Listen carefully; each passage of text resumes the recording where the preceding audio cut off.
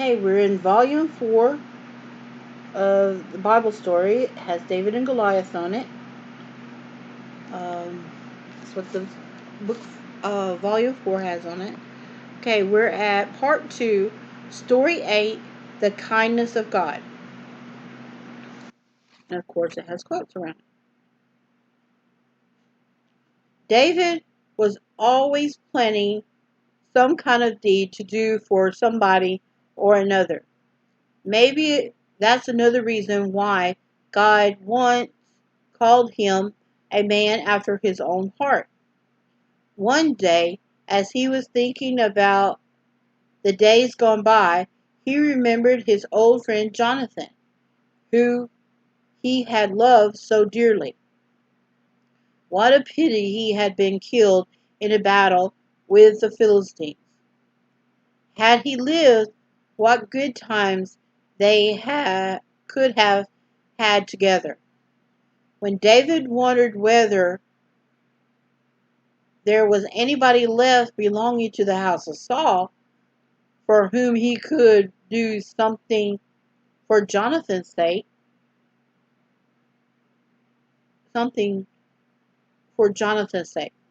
As he talked about the matter to his friends, someone suggested that a man called Ziba might know. Not only was he the right servant of Saul, once a servant of Saul, but he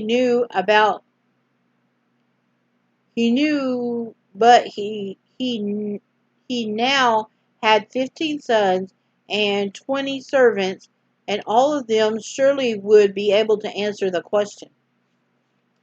So David sent for Ziba and talked with him. "Art thou Ziba?" he asked. "Thy servant," the man answered in a low bow.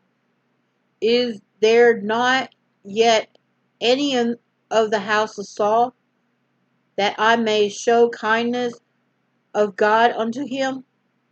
Jonathan had yet a son, said Ziba, "who is lame on his feet." So his son had a handicap. "Jonathan's son is still alive?" It didn't seem possible. "Where is he?" asked David eagerly. Ziba knew exactly where he was. "He is in the house of Machir, Machir, the son of Amel, Amel, in Lodebar, Lodebar, Lodebar.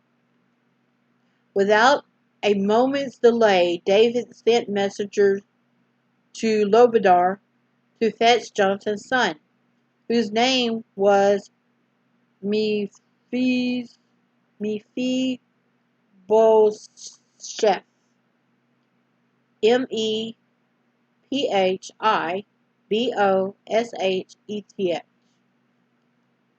Okay, big funny name, and I had to sound it out like that. When he saw Mephibosheth, he felt very sorry for him, for he was lame. The poor man was scared to death too, feeling sure that there could be no other reason for the royal summons than that David wanted to kill him. So he fell on his face before the king. But he did not have to be afraid. "Mephibosheth," David said, and there was a deep kindness like to love in his voice. "Behold thy servant," said the man.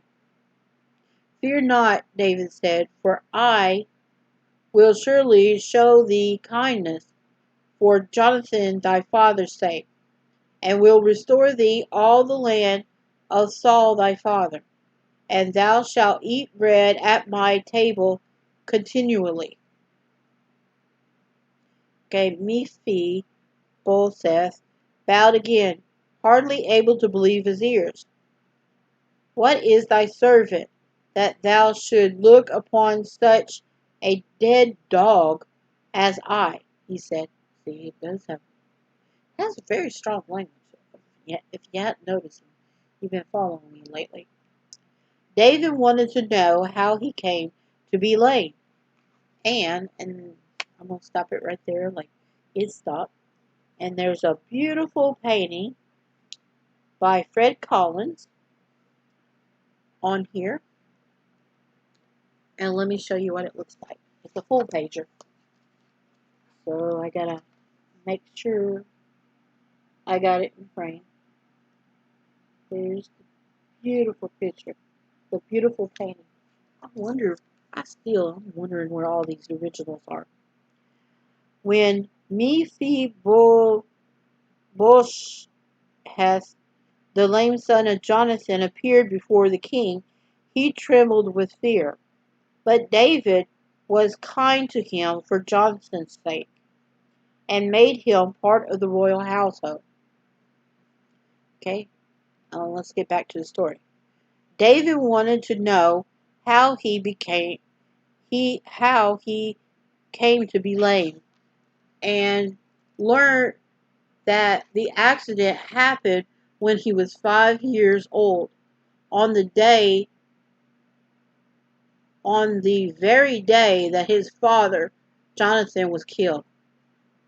When news of Israel's defeat reached the palace, his nurse had picked him up and fled, fearing the Philistines would surely kill him too. In the wild flight to a place of safety, Mephibosheth had fallen and broken both his ankles. Since there was nobody to set them properly, he became lame for life. As David listened, he became still more sorry for the poor cripple, and gave that very orders that everything possible should be done for him. Then he sent for Ziba again, and said to him, I have given unto thy master's son all that pertained to Saul, and to all his house.